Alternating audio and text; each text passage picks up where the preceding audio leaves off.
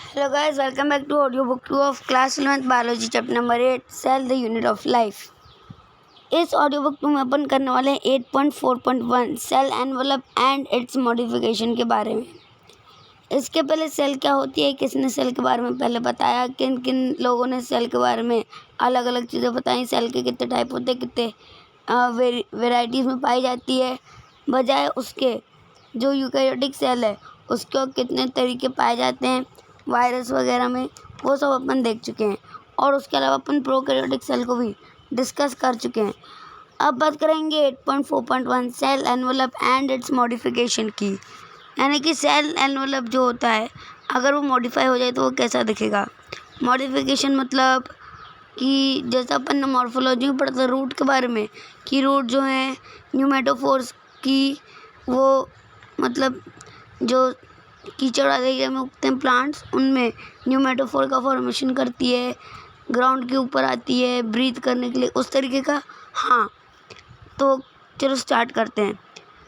Most prokaryotic cells particularly the bacterial cell have a chemical complex cell envelope. ज़्यादातर prokaryotic में भी bacterial cell का जो होता है एक कॉम्प्लेक्स सेल एनवलप होता है जो कि केमिकल बेस्ड रहता है। Cell envelope consists of tightly bound 3-layered structure, outermost glycocalyx followed by cell wall and then membrane मतलब प्लाज्मा मेम्ब्रेन। सेल वॉल जो होती है या सेल एनवलप, वॉल नहीं एनवलप, सेल एनवलप जो होता है वो टाइटली बाउंड रहता है 3 लेयर स्ट्रक्चर से। सबसे बाहर का लेयर होता है ग्लाइकोकैलिक्स, उसके अंदर प्लाज्मा मेम्ब्रेन, ठीक है। Although each layer of envelope perform distinct function, they act together as single productive unit।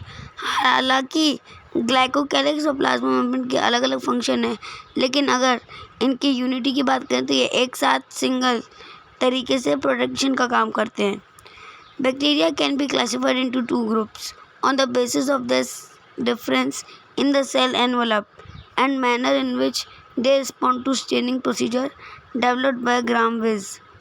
Bacteria की जो, अब देखो ये बात ध्यान से समझना, बैक्टीरिया जो होता है उसको 2 ग्रुप्स में क्लासिफाई किया जा सकता है based on the cell envelope, यानी कि उनमें कौन सा कैसा सेल एनवलप पाया जाता है उसके बेसिस पे, और दूसरा इस मैनर पे कि वो स्टेनिंग के प्रोसीजर पे कैसा रिस्पॉन्स करते हैं।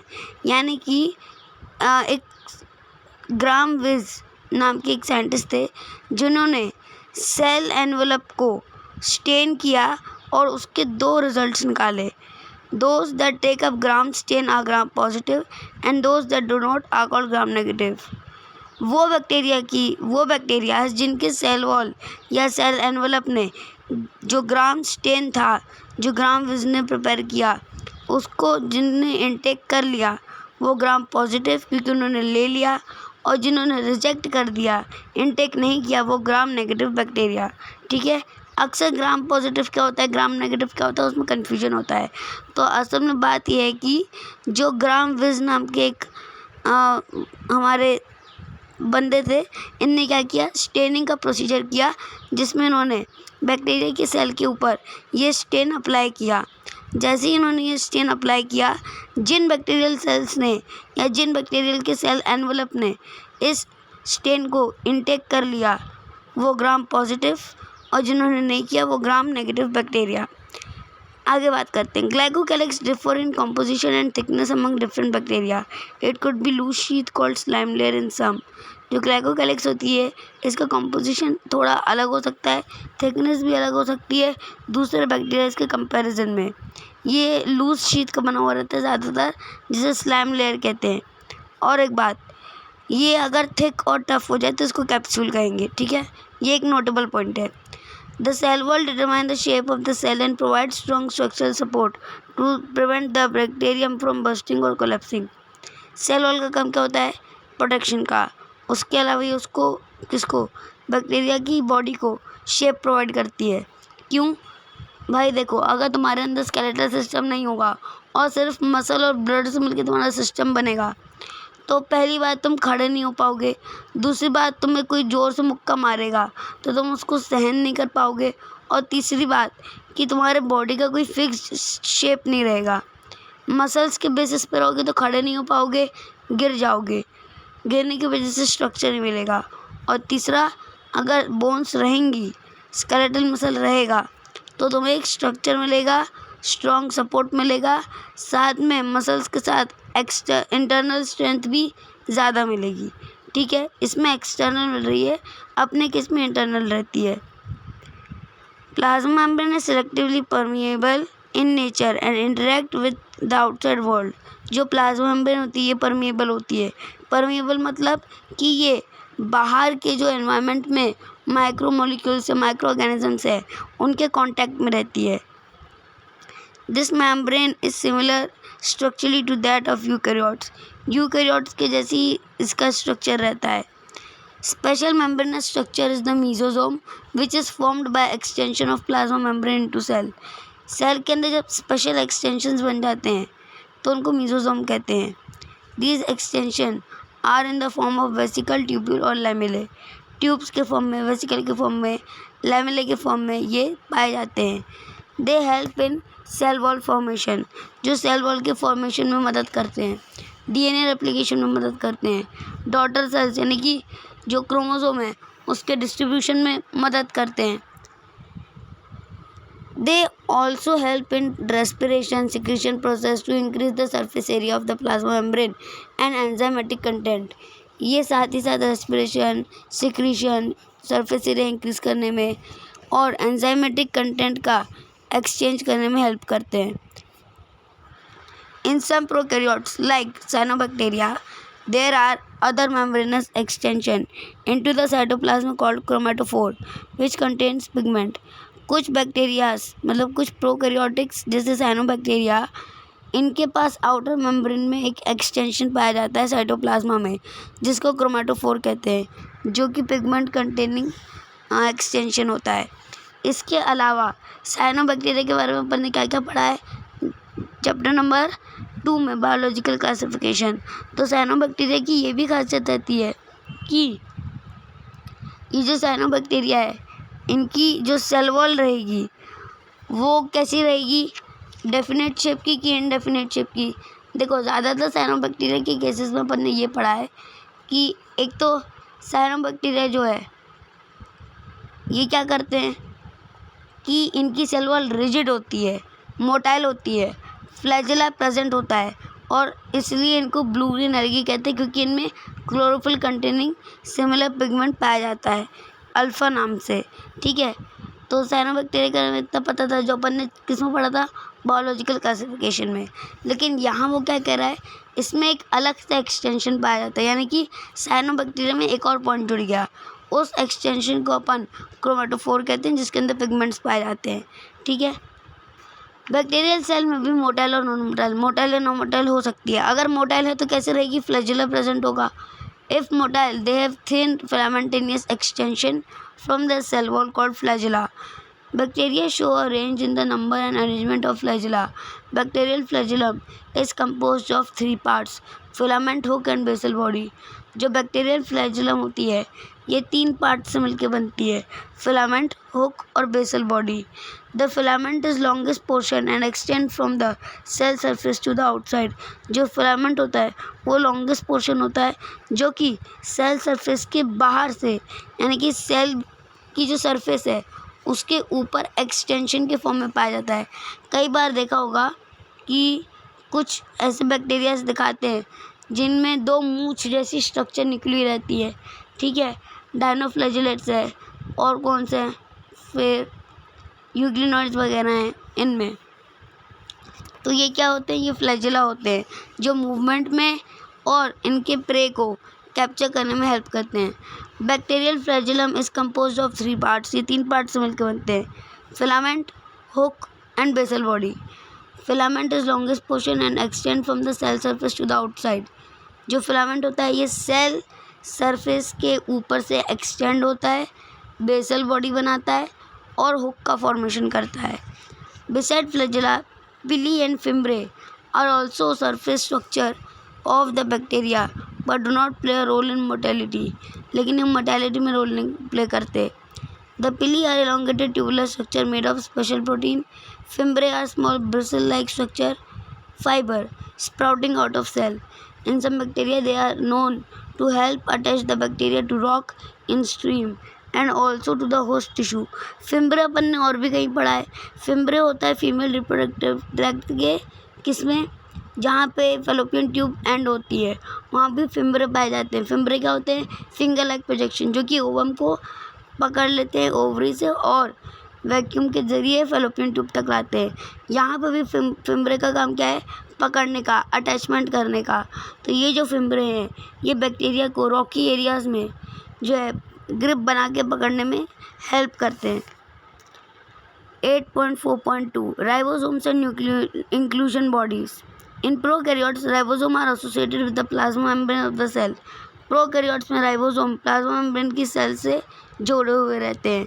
They are about 15 nanometer to 20 nanometer in size and are made of two subunit, 50S and 30S unit, which when present together form 70S prokaryotic ribosome. Ribosome are the site of protein synthesis. Several ribosomes may attach to a single mRNA and form a chain called polyribosome or polysome. Ribosome जो होता है उसका जो सबसे important काम अपन जानते हैं वो है ह्यूमन डीएनए में. जब डीएनए को मतलब डीएनए से आरएनए बनता है और आरएनए से प्रोटीन, तो आरएनए से प्रोटीन बनने की प्रोसेस में बहुत काम आते हैं. उसके अलावा बॉडी की जो सेल्स हैं उन सेल्स को प्रोटीन की ज़रूरत रहती है सिंथेसिस के लिए. करेक्ट. अब देखो जो राइबोसोम है इसका इतना काम पता चल गया, डीएनए आरएनए सब जगह पाया जाता है. अब इसको हम पढ़ लेते हैं. 70S और 80S राइबोसोम हालांकि पाए जाते हैं सेडिमेंट कोएफिशिएंट के अकॉर्डिंग, लेकिन यहाँ पे उन्होंने सिर्फ 70S का दिया क्योंकि आगे हम राइबोसोम को और अच्छे से शायद डिस्कस करेंगे. ठीक है, तो वहाँ पे अपन इसको एक बार फिर से देखने वाले हैं राइबोसोम के बारे में. आगे बात करते हैं. Ribosome are the site for protein synthesis. Several ribosome may attach to a single mRNA and form a chain called polyribosome or polysome. The ribosome of polysome translate the mRNA into protein. ठीक है, अब बात करते हैं inclusion bodies की. Reserve material in prokaryotic cell are stored in the cytoplasm in the form of inclusion body. जो material reserve करके रखना होता है प्रोकैरियोटिक सेल को अपने बॉडी के अंदर, वो उसको साइटोप्लाज्म में इंक्लूजन बॉडीज़ के फॉर्म में स्टोर करती है. These are not bound by the any membrane system and live free in cytoplasm. ये पूरे साइटोप्लाज्म में फ्रीली घूमती रहती है. इसका काम है लोगों की दी गई जमा पूंजी को अपने पास सुरक्षित रखना बस. एग्जाम्पल फॉस्फेट ग्रैन्यूल, साइको ए cyanophycean granules, glycogen granules, etc. Gas vacuole are found in blue-green and purple and green photosynthetic bacteria. ठीक है, अब बात करते हैं 8.5 यूकैरियोटिक सेल्स की. The eukaryotics include all protista, plant, animal and fungi. ठीक है, in eukaryotic cell there is an extensive compartmentalization of cytoplasm through the presence of membrane bound organelle. जो यूकैरियोटिक सेल्स होती है इसमें जितने भी सेल ऑर्गेनेल्स होते हैं इनमें सबके पास इनकी खुद की मेम्ब्रेन होती है. Eukaryotic cell process an organized nucleus in nuclear envelope. इसके पास एक ऑर्गेनाइज्ड न्यूक्लियर होता है जिसके ऊपर एक न्यूक्लियर एनवेलप होता है उसके प्रोटेक्शन के लिए. In addition eukaryotic cell have a variety of complex locomotory and cytoskeletal structure. In short, जो यूकैरियोट्स है उसके पास एक लोकोमोटरी साइटोस्केलेटल स्ट्रक्चर भी पाया जाता है. The genetic material is organised into chromosome. और इनका जेनेटिक मटेरियल क्रोमोसोम में अरेंज रहता है जो कि अपने को सबको पता है. बॉडी के अंदर टिश्यू, टिश्यू के अंदर सेल, सेल के अंदर न्यूक्लियस, न्यूक्लियस के अंदर क्रोमोसोम, क्रोमोसोम के अंदर डीएनए, डीएनए के अंदर जीन. ठीक है, all eukaryotic cells are not identical. सारे यूकैरियोटिक सेल्स एक दूसरे के आइडेंटिकल नहीं होते. Plant and animal cell are different as the former possess cell wall, plastid and large central vacuole which is absent in animal cell. Plant cell में कई ऐसी चीज़ें जो एनिमल सेल में नहीं है, जैसे cell wall, plastid, large central vacuole, ये एनिमल सेल में एब्सेंट होते हैं। On the other hand, animal cell have centriole which are absent in almost all plants. और सेंट्रियोल्स जो होते हैं ये एनिमल सेल्स में जो होती है एब्सेंट होते हैं। फिर बात करते हैं सेल मेम्ब्रेन की। The detail structure of membrane was studied only after the advent of the electron microscope इन 1950। 1950 में जब इलेक्ट्रॉन माइक्रोस्कोप की डिस्कवरी हुई तभी हम डिटेल स्ट्रक्चर पढ़ पाए मेम्ब्रेन का। Meanwhile, chemical study on the cell membrane, especially in human red blood cell, enabled the scientists to deduce the possible structure of plasma membrane. तब तक केमिकल स्टडीज़ के साथ हमने ह्यूमन आरबीसी की sales के ज़रिए जो साइंटिस्ट हैं उन्होंने प्लाज्मा मेम्ब्रेन का एक पॉसिबल स्ट्रक्चर बना लिया। The study show that the cell membrane is mainly compose of lipid and protein. ये बताता है कि जो सेल मेम्ब्रेन है ये ज़्यादातर लिपिड और प्रोटीन की बनी हुई है। Major lipid are phospholipid and that are arranged in bilayer form. Major lipid जो होते हैं वो फॉस्फोलिपिड कहलाते हैं जो कि बायलेयर अरेंजमेंट में देखे जा सकते हैं। Also lipid are arranged within the membrane with the polar head towards the outer side and hydrophilic tail towards the inner part. उसके अलावा जो लिपिड्स है इनका अरेंजमेंट हेड और टेल के फॉर्म में देखा जा सकता है, जिसमें हेड जो होता है वो मेम्ब्रेन के अंदर होता है जबकि टेल जो होती है वो हाइड्रोफोबिक नेचर की होती है और ये बाहर की तरफ रहती है टूवर्ड्स द इनर पार्ट। नहीं, अंदर की तरफ, बाहर की तरफ हेड रहता है, अंदर की तरफ टेल रहती है। This ensure that the non polar tail of saturated hydrocarbon is protected from the aqueous environment. In addition to phospholipid membrane also contain cholesterol. उसके अलावा फॉस्फोलिपिड में कोलेस्ट्रॉल भी पाया जाता है। Later biochemical investigation clearly revealed that cell membrane also possess protein and carbohydrate.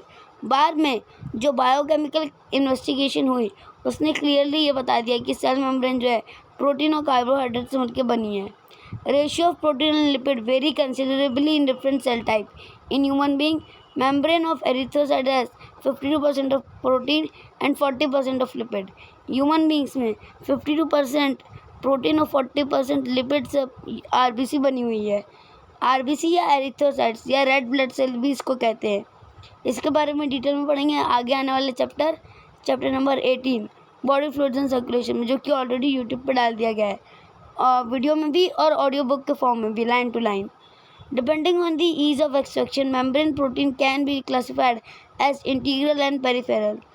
Membrane कैसी होती है? दो टाइप की, या तो अंदर होंगी या तो बाहर, यानी कि इंटीग्रल या peripheral. Peripheral protein lie on the surface of membrane while integral protein are partially और totally buried in the membrane. ठीक है, अंदर और बाहर।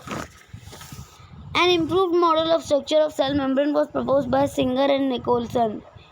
सिंगर और निकोलसन ने एक इम्प्रूव्ड मॉडल दिया था सेल मेम्ब्रेन का, widely accepted as fluid mosaic model. उसको फ्लूइड मोज़ेक मॉडल के नाम से जाना जाता है। According to this, quasi fluid nature of lipid enable lateral movement of protein within the overall bilayer.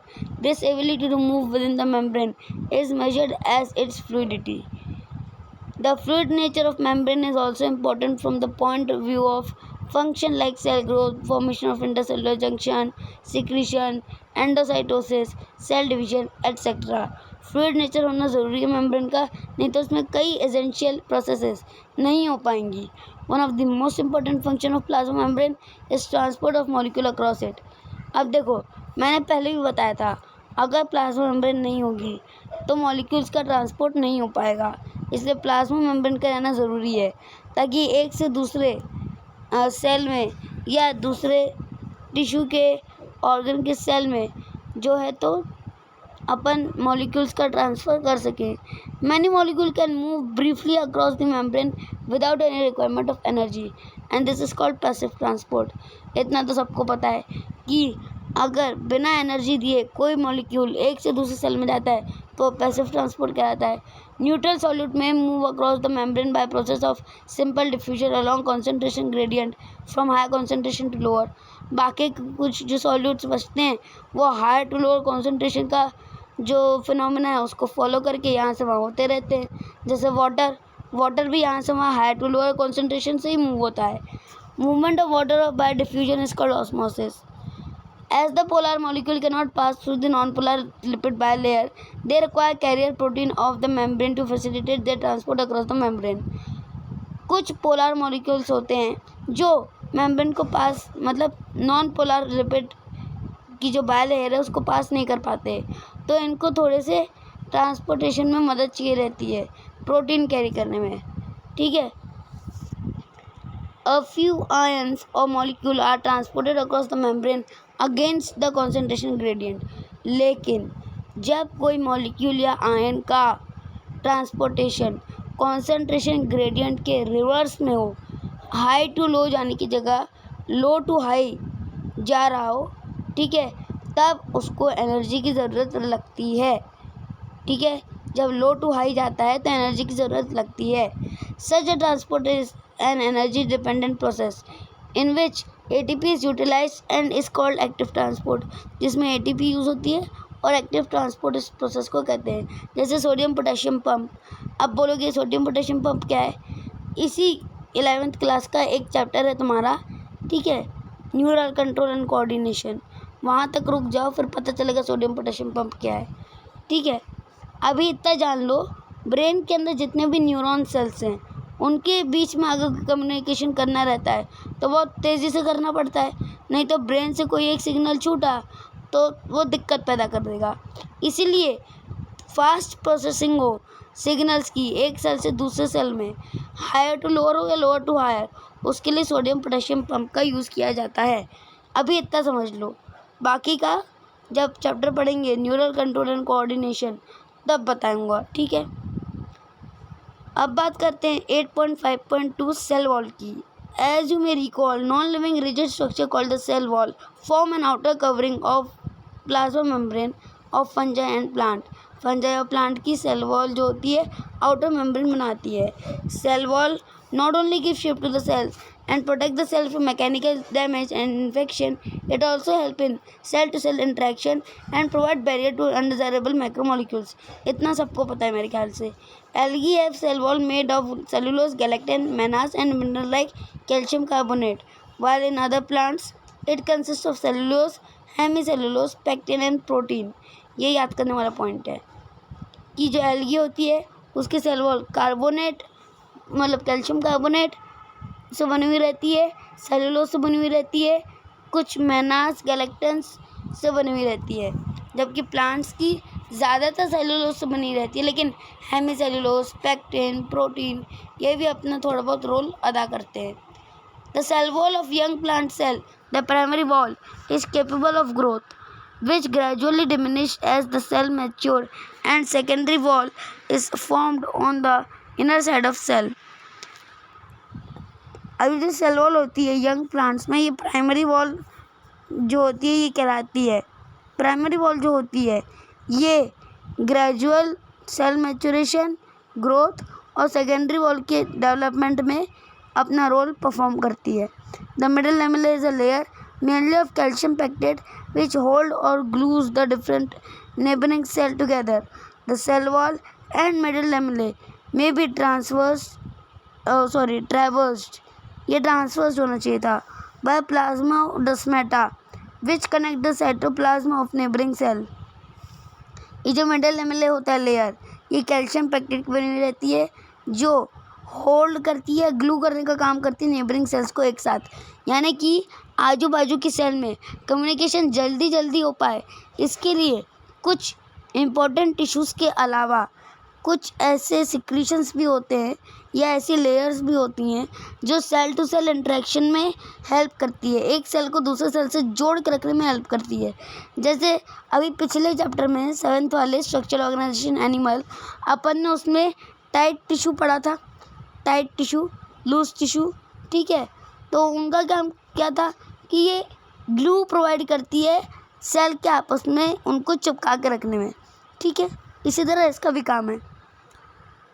अब बात करते हैं एंडोमेम्ब्रेन सिस्टम की. एंडोमेम्ब्रेन सिस्टम मतलब सेल के अंदर जो सिस्टम है, जैसे अपने बॉडी के बाहर का सिस्टम एक्सोमेम्ब्रेन सिस्टम, सेल के मेम्ब्रेन के अंदर का सिस्टम एंडोमेम्ब्रेन सिस्टम. अभी तक अपन ने पढ़ा सेल वॉल क्या होती है, सेल मेम्ब्रेन क्या होती है, ट्रांसपोर्टेशन कैसे होता है और फलाना ढमकाना कैसे होता है. अब अपने को पढ़ना है, अगर अपन सेल को कह रहे हैं कि वो एक बेसिक यूनिट ऑफ लाइफ है तो उसे वो सारे फंक्शन परफॉर्म करने चाहिए जो एक रेगुलर लिविंग बॉडी को करने पड़ते हैं, एक्सक्रीशन, रेस्पिरेशन, एनर्जी प्रोडक्शन, ठीक है, अब वगैरह वगैरह। तो अब अपन सेल के अंदर का सिस्टम, और सेल के ऊपर क्या रहती है, मेम्ब्रेन, तो मेम्ब्रेन के अंदर का सिस्टम, एंडोमेम्ब्रेन सिस्टम पढ़ने वाले हैं, ठीक है। While each of the membranous organelle is distinct in terms of its structure and function, many of these are considered together as an endomembrane system. हालांकि कई मेम्ब्रेनस ऑर्गन जो होते हैं, ऑर्गेनल्स जो होते हैं, वो डिस्टिंक्ट होते हैं उनके स्ट्रक्चर और फंक्शन में, लेकिन ये सब मिलके एंडोमेम्ब्रेन सिस्टम बनाते हैं। जैसा कि स्टार्टिंग में भी पढ़ा था, इंडिविजुअली कोई एक अकेला सेल बिना इन एंडोमेम्ब्रेन सिस्टम के जो है एग्जिस्ट नहीं कर सकता। Not even the structures present in endomembrane system can exist at their own risk, यानी अकेले कोई जिंदा नहीं रह सकता, ठीक है। अब endomembrane system because the function are coordinated, क्योंकि इनका फंक्शन जो है आपस में कोऑर्डिनेटेड रहता है, और इनके कोऑर्डिनेटेड फंक्शन की वजह से ही बॉडी जो है वो अपना काम करती है। अगर अपने बॉडी का ब्रेन सिर्फ होता मान लो अपने बॉडी में, तो क्या वो डाइजेशन, एक्सक्रीशन, रेस्पिरेशन है, सर्कुलेशन सब कर देता? नहीं ना। अगर सिर्फ हार्ट होता तो क्या वो सब हैंडल कर लेता? नहीं ना। जैसे अपने बॉडी के अंदर brain, heart, stomach, kidney, liver, eye, lung, nose, यहाँ तक कि एक उंगली का नाखून जितना इम्पोर्टेंट है ना, उतना ही सब इसी तरीके से मिलके सेल के अंदर का स्ट्रक्चर बनाते हैं, इंटरनल स्ट्रक्चर, और उसकी वजह से ही एक सेल लिविंग कहलाती है या एक यूनिट ऑफ लाइफ कहलाती है। ऐसे ही नहीं सेल को यूनिट ऑफ लाइफ कहा गया है। The endomembrane system include endoplasmic reticulum, Golgi complex, lysosome and vacuole. Since function of mitochondria, chloroplast and peroxisome are not coordinated with the above component, these are not considered as part of endomembrane system. अब ऐसा तो है नहीं body के सारे parts body के अंदर का ही काम करते हैं। बहुत सारे ऐसे पार्ट्स होते हैं जो बॉडी से इस तरीके से अटैच होते हैं कि वो बॉडी के बाहर के काम करते हैं। तो जैसे अपने बॉडी के अंदर डाइजेस्टिव सिस्टम है, उसमें क्या क्या है, mouth, digestive tract, stomach, respiratory system है, सर्कुलेटरी सिस्टम है। ये सब एक साथ कोऑर्डिनेटेड रहेंगे तो अंदर का मटेरियल चलेगा, लेकिन बाहर भी तो कुछ होना चाहिए कि बॉडी फंक्शनिंग कर पाए। मान लो हाथ नहीं होगा तो क्या फ़ायदा, ना तुम यहाँ से वहाँ कुछ हिला पा रहे हो ना उठा पा रहे हो। पैर नहीं होंगे तो मूवमेंट ही नहीं होगी, तो बॉडी में एनर्जी क्यों बन रही है ना। कान नहीं होंगे तो सुन नहीं पाएंगे, नाक नहीं होगी तो रेस्पिरेशन का मेन प्रोसेस ही बंद हो जाएगा, है ना। तो इसीलिए अलावा एंडोमेम्ब्रेन सिस्टम के अंदर पाए जाने वाले ऑर्गेनल्स के कुछ ऐसे ऑर्गेनल्स भी होते हैं जो सेल की सरफेस पर पाए जाते हैं, जिनका बहुत ही इम्पोर्टेंट रोल होता है। हालांकि जो एंडोमेम्ब्रेन सिस्टम है उसमें endoplasmic reticulum, Golgi complex, lysosome, vacuole ये आते हैं। Since the function of mitochondria, chloroplast, peroxisome are not coordinated with the above component, these are not considered as part of endomembrane system. जो mitochondria है, chloroplast है, peroxisomes हैं, यहाँ तक कि सीलिया और फ्लैजेला हैं, ये भी सेल की सरफेस के बाहर पाए जाते हैं ताकि इंपॉर्टेंट फंक्शंस ये भी परफॉर्म कर सकें। टांगा ही नहीं होगी तो तुम दौड़ नहीं पाओगे, तो एनर्जी जो बन रही है उसका क्या फ़ायदा बॉडी के अंदर, खाना बंद कर दो फिर। 8.5.3.1 द एंडोप्लाज्मिक रेटिकुलम। अब एंडोप्लाज्मिक रेटिकुलम के बारे में पढ़ते हैं। Electron microscopic study of eukaryotic cell reveal the presence of network of reticulum of tiny tubular structure scattered in the cytoplasm that is called endoplasmic reticulum. Here ER endoplasmic reticulum को short में ER कहते हैं। Divide the intercellular space in the two distinct compartment, luminal and extraluminal. The ER often show ribosome attach to the surface, outer surface. Endoplasmic reticulum bearing ribosome on the surface is called rough endoplasmic reticulum, and in absence of ribosome they appear smooth and are called smooth endoplasmic reticulum. अब ये जो endoplasmic reticulum होता है ये eukaryotes में electron microscope के जरिए देखा जा सकता है। ये जो एंडोप्लाज्मिक रेटिकुलम होता है ये ट्यूबुलर स्ट्रक्चर में पाया जाता है, टाइनी ट्यूबुलर स्ट्रक्चर में, जो पूरे साइटोप्लाज्म में फैला हुआ रहता है। जो ये एंडोप्लाज्मिक रेटिकुलम है ये दो पार्ट में डिवाइडेड है, इंट्रासेलुलर ठीक है, जो कि ल्यूमिनल और एक्स्ट्रा ल्यूमिनल में डिवाइडेड है। ईआर का काम जो होता है, इसमें अगर राइबोसोम प्रेजेंट है इसकी सरफेस पे तो ये रफ ईआर कहलाएगा, अगर एब्सेंट है राइबोसोम इसकी सरफेस पे तो ये स्मूथ ईआर कहलाएगा। ईआर दो टाइप के होते हैं। देखो, अगर मैं तुमको ऐसे समझाना चाहूँ कि एक मोती की माला देखिए, मोती की माला में कुछ हिस्से पे जहाँ पे मोती की माला जुड़ी रहती है, कई कई मोती की मालाएं देखी होगी तुमने, ठीक है, कि उसमें जो मोती जड़े हुए रहते हैं वो ज़्यादातर उसके बीच में रहते हैं, और बाकी जो लास्ट का हिस्सा है जहाँ माला जुड़ी हुई है आपस में ताकि खुले ना, वहाँ का हिस्सा थोड़ा सा प्लेन टाइप का रहता है ताकि धागा बांधे अगर कभी खुल जाए उसके लिए। तो वो जो प्लेन हिस्सा है और वो जो बीड्स वाला हिस्सा है जहाँ पे मोती जड़े हुए हैं वो पूरी माला का फॉर्मेशन कर रहे हैं। उसी तरह राइबोसोम भी इसी तरीके का है। पूरा का पूरा राइबोसोम स्मूथ और रफ एंडोप्लाज्मिक रेटिकुलम से मिलकर बनता है। जिस हिस्से पे मोती एब्सेंट है माला में वो स्मूथ राइबोसोम कहलाएगा, और जहाँ पे मोती प्रेजेंट है माला के अंदर वो रफ कहलाएगा। आप समझ में आया? रफ वाला एंडोप्लाज्मिक रेटिकुलम इसीलिए रफ कहलाता है क्योंकि उसमें राइबोसोम पाए जाते हैं जो कि प्रोटीन सिंथेसिस में हेल्प करते हैं, और स्मूथ वाला स्मूथ इसलिए कहलाता है क्योंकि वहाँ मोती की माला जैसे कुछ जगहों पे मोती जैसे एब्सेंट होते हैं, यहाँ पे राइबोसोम में कुछ जगहों पे जो है तो एंडोप्लाज्मिक रेटिकुलम में कुछ जगह पे राइबोसोम एब्सेंट होते हैं, इसलिए उसको स्मूथ एंडोप्लाज्मिक रेटिकुलम कहते हैं। ठीक है, समझ में आया? आगे बढ़ते हैं। Rough endoplasmic reticulum is frequently observed in the cell actively involved in protein synthesis. अब देखो, राइबोसोम का एक ही काम है दुनिया जहां चले जाए सिंथेसिस ऑफ प्रोटीन। अगर ये राइबोसोम किसी भी साथ XYZ जिसके साथ रहेगा उसके साथ प्रोटीन बनाएगा। तो रफ एंडोप्लाज्मिक रेटिकुलम का काम प्रोटीन फॉर्मेशन का है, ठीक है, जो कि न्यूक्लियस है, न्यूक्लियस की मेम्ब्रेन के बाहर पाया जाता है। They are extensive and continuous with the outer membrane of nucleus. Smooth endoplasmic reticulum is major site for synthesis of lipid, जबकि स्मूथ वाला जो है पार्ट वो प्रोटीन की जगह लिपिड के सिंथेसिस में हेल्प करता है, ठीक है, और कुछ हार्मोन का भी सिक्रेशन करता है। अब आगे बात करते हैं। अब बात करते हैं गोल्जी अपैरेटस की। अभी जो गोल्जी अपैरेटस है ये तुमको देखो, इसका स्ट्रक्चर बहुत अजीब सा दिखेगा। 8.6 इसके स्ट्रक्चर को ध्यान से देखो। Camillo Golgi first observe densely stained reticular structure near the nucleus. These were later named Golgi body after him. Camillo Golgi के नाम पे ही इनको नाम दिया गया है Golgi body. They consist of many flat disc shaped sac और किस्टर्ने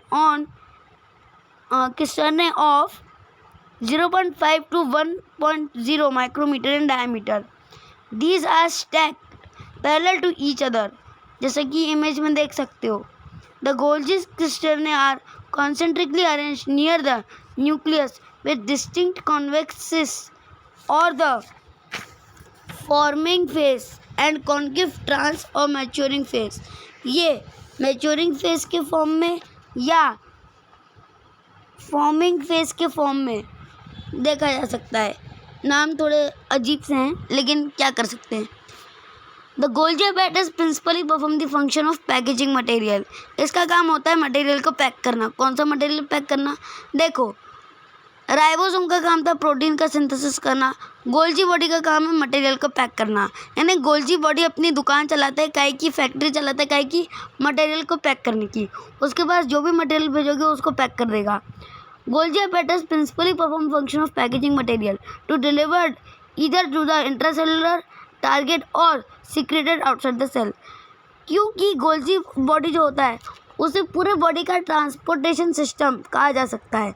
ये बंदा क्या करता है, सेल के अंदर, क्योंकि ब्लड हर जगह तो घुसेगा नहीं ना ट्रांसपोर्टेशन के लिए, माना कि वो ट्रांसपोर्टेशन के लिए बहुत ज़रूरी है, लेकिन सेल के अंदर तो घुसेगा नहीं, ठीक है, तो उसके अंदर तो कोई चीज़ ना ब्लड की जगह जो ट्रांसपोर्टेशन का काम कर सके इंट्रासेलुलर स्ट्रक्चर्स के पास, या कभी कभार सेल के बाहर भी जहाँ ब्लड नहीं पहुँच पाता।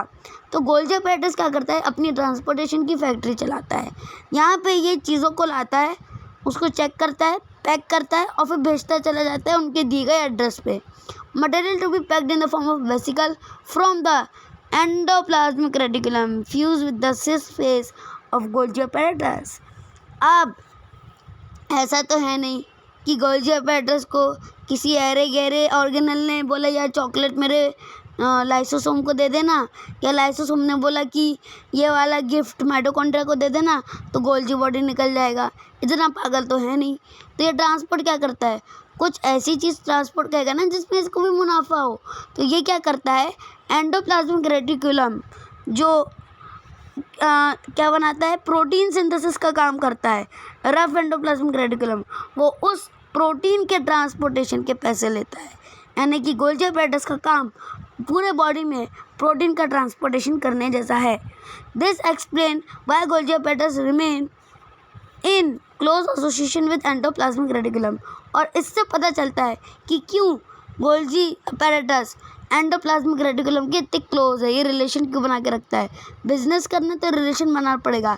जैसे गोल्जी apparatus को पता है मैं यहाँ वहाँ की चीज़ें भेजूँगा तो लोगों को पसंद आएगी नहीं, लेकिन सेल ऑर्गेनल के रोज़मर्रा की चीज़ जो कि एनर्जी है, क्योंकि बिना एनर्जी के सेल का कोई पार्ट काम नहीं करेगा, अगर मैं वो भेजना शुरू कर दूँ तो लोग हमारी कंपनी को कांटेक्ट करेंगे और एंडोप्लाज्मिक रेटिकुलम उसका पार्टनर बन गया। दोनों मिलकर अपना बिजनेस चला रहे सेल के अंदर। वाह। A number of protein synthesized by ribosome on the endoplasmic reticulum are modified in the crystalline of Golgi apparatus before they are released from its transphase। अब भाई मान लो गोल्जी apparatus की एक ट्रांसपोर्टेशन की फैक्ट्री है और स्मूथ और endoplasmic reticulum की चॉकलेट की फैक्ट्री है। अब ऐसा तो है नहीं कि एंडोप्लाज्मिक रेटिकुलम ने चॉकलेट बनाई बिल्कुल फ्रेश, गोल्जी apparatus को दी और उसने सीधे उठा के दुकानों में भेज दिया ना। भाई पहले चॉकलेट देखेगा, जांचेगा कितनी चॉकलेट है वो देखेगा, फिर इसको किस डब्बे में डाल के भेजना है वो चेक करेगा और फिर उस हिसाब से मटेरियल निकालेगा। तो गोल्जी बॉडी क्या करता है, ये प्रोटीन जो राइबोसोम सिंथेसिस करता है एंडोप्लाज्मिक रेटिकुलम उसको मॉडिफाई करता है और किसके हेल्प से, सिस्टरने की हेल्प से, और रिलीज़ करने के पहले इसको ट्रांसफेज से गुजारता है। ठीक है। उसके अलावा गोल्जी apparatus जो है ये इम्पॉर्टेंट साइट है फॉर्मेशन ऑफ ग्लाइकोप्रोटीन और लिपिड्स का, सिवाय अलावा ट्रांसपोर्टेशन के, क्योंकि इसकी अपनी फैक्ट्री है ट्रांसपोर्टेशन की, है ना। तो ये गोल्जी apparatus कभी कभार क्या करता है, अपना साइड बिजनेस भी खोल लेता है। ग्लाइकोप्रोटीन और ग्लाइकोलिपिड्स का भी ये थोड़ा बहुत बिजनेस कर लेता है, क्योंकि पूरी तरीके से अगर एंडोप्लाज्मिक रेटिकुलम पे निर्भर रहेगा तो बेचारा लॉस में चला जाएगा। अब बात करते हैं लाइसोसोम की। लाइसोसोम जो है ये पूरे सेल ऑर्गेनल का सबसे भयानक किस्म का बंदा है। क्यों, इससे ऑलमोस्ट सारे सेल ऑर्गेनल्स इसलिए डरते हैं क्योंकि ये बंदा बहुत ही खिसका हुआ है। जितने भी प्रोटीन, लिपिड, कार्बोहाइड्रेट इसको दिखते हैं ये उनको हाइड्रोलाइज कर देता है। हाइड्रोलाइज मतलब ये केमिकल डाल के उनको गला देता है, बिल्कुल रहम नहीं दिखाता। अपना स्टमक फिर भी थोड़ा धीरे धीरे करके फूड डाइजेस्ट करता है। ये सेल के अंदर फूड डाइजेशन का काम करता है एक तरीके से, यानी कि अपन ने खाना खाया, खाने के बाद ऐसा तो नहीं पेट से सीधे सेल में चला जाता है। अब इतना बड़ा कॉम्प्लेक्स फूड है, पेट छोटा छोटा तो काटेगा नहीं, है ना। तो सेल को भी कुछ मेहनत करनी पड़ेगी। तो सेल बोलेगा कि यार अब मैं इसको पचाऊं कैसे, तो इसने अपने अंदर लाइसोसोम रखा। लेकिन इस लाइसोसोम की बड़ी ख़राब बीमारी है, ये ना जिसको देखो उसको पचा देता है। इसलिए लाइसोसोम है ना ये इनएक्टिव फॉर्म में रहता है तब तक जब तक इसको क्या ना मिल जाए, कोई ऐसी चीज़ जो ये डाइजेस्ट कर सके। The membrane bound vascular structure form by process of packaging in Golgi body, और ये भी गोल्जी बॉडी की पैकेजिंग के दौरान बनता है। यानी कि वो कभी कभार होता है ना कि अपन कोई ऐसा सामान बना रहे हैं, मान लो ऐसी चॉकलेट बना रहे हैं कि उसमें एक ऐसी चीज़ बन रही है जो वेस्ट है, तो अपन उसको फेंक देते हैं। ये लाइसोसोम उसी टाइप का बंदा है, ये वेस्ट टाइप का बंदा है जो गोल्जी बॉडी पैकेजिंग के दौरान इसको बना देता है, लेकिन बहुत काम की चीज़ है। Isolated lysosome vesicle have been found to be very rich in almost all type of hydrolytic enzyme। ये लाइसोसोम के पास हर टाइप का हाइड्रोलिटिक एंजाइम पाया जाता है, जैसे lipase, protease, carbohydrates. Optimally active at acidic pH. और इस लाइसोसोम की एक दिक्कत है, ये एक्टिव तभी होता है जब इसको एसिडिक पीएच मिलता है। इसीलिए जिस दिन लाइसोसोम अनकंट्रोल हो जाता है ना, यानी कि ये बोलता है मेरे पास 10 दिन से खाना नहीं आया, मेरे को किसी को डाइजेस्ट करना है, मेरे को किसी को पिघलाना है, जब सेल में इनएक्टिव हो जाता है ये बंदा, तो ये सेल के अंदर खुद ही बर्स्ट हो जाता है।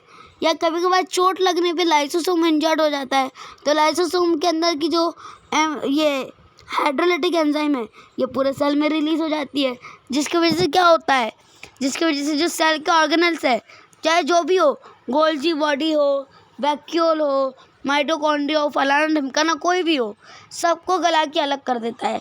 इसीलिए जब भी अपने को चोट लगती है, ज़्यादातर जो इंटरनल डैमेज पहुंचता है, ज़रूरी नहीं कि हर बार चोट का मतलब खून ही निकले, कई बार ऐसा नहीं होता कि एकदम से चोट लग जाती है एकदम तरीके से कि दरवाजे में उंगली फंस गई, या ठंडियों में बिस्तर में छोटी उंगली लग गई पैर की, तो उस केस में कभी कभार जो उस पर्टिकुलर रीजन जहाँ पे चोट लगी है वहाँ की सेल्स डिस्ट्रॉय हो जाती है।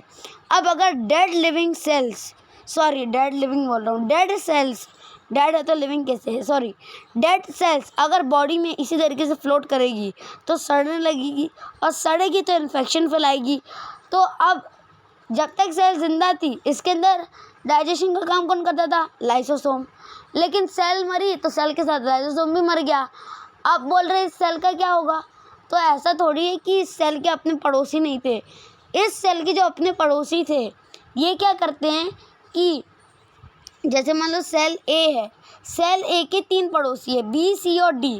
ये तीनों क्या करते, देख लेते, अरे अरे बेचारे सेल ए की मौत हो गई, अब ये तो घूमता रहेगा, अब ये घूमे ना, एक काम करते हैं, जो बी, सी और डी सेल्स होंगी उनके अंदर जो लाइसोसोम होगा, ठीक है, ये क्या करेगा, ताकि इन्फेक्शन ना फैले बॉडी में, अपने अंदर का थोड़ा सा हाइड्रोलाइटिक एंजाइम उस डेड सेल के ऊपर क्या कर देगा, स्प्रे कर देगा, लेकिन इतना अमाउंट में कि इसके पास इतना बचा रहे कि अपने खुद के अंदर के सेल को संभाल पाए, इस तरीके से, ठीक है। अब बात करते हैं वैक्यूल्स की। The vacuole is the membrane bound space found in cytoplasm. ये एक मेम्ब्रेन बाउंड स्पेस होती है जो साइटोप्लाज्मा में पाई जाती है। It contain water, sap, excretory product and other material not useful for the cell. अब देखो वैक्यूल का काम क्या आया, एक्सक्रीटरी बॉडी की जैसे, एक हो गया सर्कुलेशन, एक हो गया ट्रांसपोर्टेशन, एक हो गया डाइजेशन, अब बचा एक्सक्रीशन। एक्सक्रीशन का काम वैक्यूल का, सेल के अंदर, अब सेल को अगर खाना दे रहे हो तो खाने के बाद कुछ निकालेगी भी, तो सेल जो निकालती है, क्या निकालती है cell, water, sap, excretory product, other unuseful या जो ऐसे मटेरियल जो उसके यूज़ के नहीं है या ख़तरनाक है, उनको वैक्यूल्स में डाल देती है। The vacuole is bound by single membrane called tonoplast. In plant cell, vacuole can occupy up to 90% of volume of cell. In plant, tonoplast facilitates the transport of number of ion and other material against concentration gradient into vacuole. Hence, the concentration is significantly higher in vacuole than in the cytoplasm. ठीक है, amoeba के अंदर जो contractile vacuole होता है ये बहुत ही important होता है ऑस्मो रेगुलेशन और एक्सक्रीशन के लिए, क्योंकि कई ऐसी सेल्स होती हैं अलावा अमीबा के, जैसे प्रोटिस्टा है, इसमें फूड वैक्यूल पाया जाता है जो कि फूड को गटकने में हेल्प करता है और गटकने के अलावा निकालने में भी हेल्प करता है। तो वैक्यूल एक्सक्रीटेड प्रोडक्ट जैसे काम करता है, ठीक है। अब मैं ये ऑडियो बुक यहीं रोक रहा हूँ। ये थी ऑडियो बुक 1। ऑडियो बुक 2 में अपन माइटोकॉन्ड्रिया से बात करेंगे, फिर उसमें अपन mitochondria, plastid, ribosome, cytoskeleton, cilia flagella, centrosome, centriole, इसको ख़त्म करेंगे। और ऑडियो बुक 3 में न्यूक्लियस को कवर करेंगे, क्योंकि न्यूक्लियस जो है वो थोड़ा लंबा खींचेगा और फिर माइक्रोबॉडीज़ बचेगी, तो उसका 2 लाइन का टॉपिक है तो वो ऐसे ही हो जाएगा। ये थी ऑडियो बुक 1। ऑडियो बुक 1 पसंद आई हो, समझ में आई हो तो यार लाइक कर देना, शेयर कर देना, सब्सक्राइब कर देना, कमेंट करके बताना कैसी लगी। और जैसा कि तुम्हें पता है 10 से लेकर 12 तक के साइंस के detail video lectures already YouTube पे डाल दिए गए हैं, ठीक है। प्लेलिस्ट अरेंज्ड है हर चैप्टर की। उसके अलावा विक्रमादित्य राव की प्लेलिस्ट में सारे वीडियोस अवेलेबल है, चाहे स्क्रीन रिकॉर्डिंग हो, ऑडियो रिकॉर्डिंग हो, वीडियो रिकॉर्डिंग हो, शॉर्ट्स हो, सब उसमें अवेलेबल है। उसके अलावा class 11th audio book, class 12th की प्लेलिस्ट बना दी गई है, जिसके अंदर 12th और 11th की ऑडियो बुक्स डाल दी गई हैं। ये थी audio book 1 cell unit of life की। इसके अलावा 11th के जो चैप्टर्स हैं, जैसे biological classification, plant kingdom, morphology of flowering plant, structural organisation animal, cell unit of life, यानी ये जो भी डल रहा है, मतलब डल चुका है, biomolecules, body fluids and circulation, excretory product and elimination, excretory product नहीं, breathing and exchange of gases, ये डाल दिए गए हैं। और ऑडियो बुक 12th की जो ऑडियो बुक है, उसमें flowering plants, human reproduction, reproductive health और principle of inheritance and variation डल चुका है। इसके अलावा अगर तुम्हें वीडियो अच्छी लगी हो तो लाइक कर देना, शेयर कर देना, सब्सक्राइब कर देना, चैनल को नए हो तो कमेंट करके बताना कैसी लगी। इंस्टा पे भी मैं अवेलेबल हूँ, विक्रमादित्य_एहराव, AHRAO एहराव के नाम से आईडी है मेरी, उस पर मुझे फॉलो कर लेना। मिलते हैं नेक्स्ट ऑडियो बुक में न्यू टॉपिक, तब तक लिस्ट ओम सरावण बाय। और ऑडियो बुक अच्छी लगी हो तो like, subscribe and share. Thanks for watching.